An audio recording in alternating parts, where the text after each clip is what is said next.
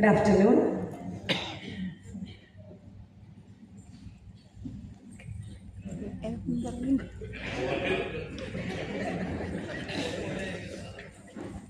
ഒരു മാസം 75,000 രൂപയായിരുന്നു എനിക്ക് കിട്ടിയിരുന്ന സാലറി ആയിരുന്നു.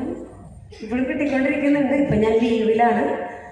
അപ്പോൾ അത് പോരാ എന്ന് തോന്നിയത് കൊണ്ടാണ് ഞാൻ ലീവ് എടുത്തത്. കാരണം പോരാന്ന് തോന്നാനുള്ള കാരണം എല്ലാവർക്കും അറിയാം, ഓരോരുത്തർക്ക് കിട്ടുന്ന സാലറി ഒരു മാസത്തിൻ്റെ എൻ്റെ ആകുമ്പോഴേക്കും നമ്മുടെ കയ്യിലൊന്നുമില്ല, കടം മാത്രം ബാക്കി.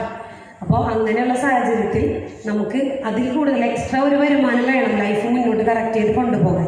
നമ്മുടെ ആഗ്രഹങ്ങളൊക്കെ കറക്റ്റാക്കി കൊണ്ടുപോകണമെങ്കിൽ നമുക്ക് ആ കിട്ടുന്ന സാലറി പോരാ, അതിനേക്കാൾ കൂടുതൽ വേണം. അപ്പോൾ ഇവിടെ ജസ്റ്റ്പേഡ് എന്ന പ്ലാറ്റ്ഫോമിൽ എനിക്കത് കിട്ടുന്നുണ്ട്.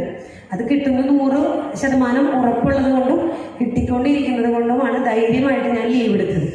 കാരണം ഇവിടെ പറഞ്ഞതുപോലെ ഒരു മാസം 10 ലക്ഷം രൂപ നമുക്ക് നേടിയാൽ തന്നെ നമ്മളുടെ ജീവിതം മുന്നോട്ട് വലിയ കുഴപ്പമില്ലാതെ നല്ല രീതിയിൽ മുന്നോട്ട് കൊണ്ടുപോകാൻ പറ്റുള്ളൂ.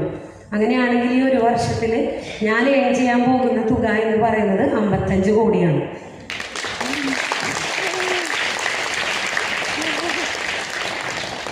ഈ 55 കോടി കിട്ടുന്നത് 100% ഉറപ്പാണ്. കാരണം അത് എന്ന് പറയുന്നത് ജസ്റ്റ്പേഡിൻ്റെ ഒരു ഉറപ്പ് തന്നെയാണത്. കാരണം ഇതിനു മുന്നേ എന്തെല്ലാം ഇവിടെ പറഞ്ഞിട്ടുണ്ടോ അത് മുഴുവനും കിട്ടിയിട്ടും കിട്ടിയ അനുഭവം ഉള്ളതിൻ്റെ അടിസ്ഥാനത്തിലാണ് ഈ പറയുന്നത്.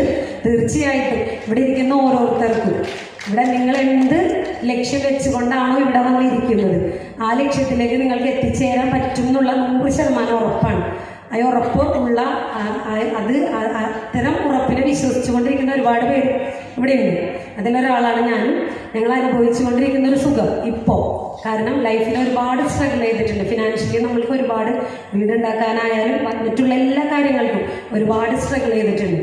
ആ സ്ട്രഗിളിൽ നിന്നൊക്കെ മാറിക്കൊണ്ട് ഇപ്പോൾ ഒരു നല്ലൊരു ലൈഫ്, നമ്മൾ സ്വപ്നം കണ്ട ഒരു ലൈഫ്, അത് വാഹനമാവട്ടെ, വീടാവട്ടെ, ഇൻവെസ്റ്റ്മെൻറ്റുകളാവട്ടെ, അതുപോലെ തന്നെ നമുക്ക് ഇഷ്ടപ്പെട്ട സ്ഥലങ്ങളിലേക്കുള്ള യാത്രകളാവട്ടെ, ഫാമിലിയോടൊപ്പം പോകുന്നതാവട്ടെ, എല്ലാത്തിനും അത്രയേറെ എക്സ്പെൻസ് നമുക്കുണ്ട്.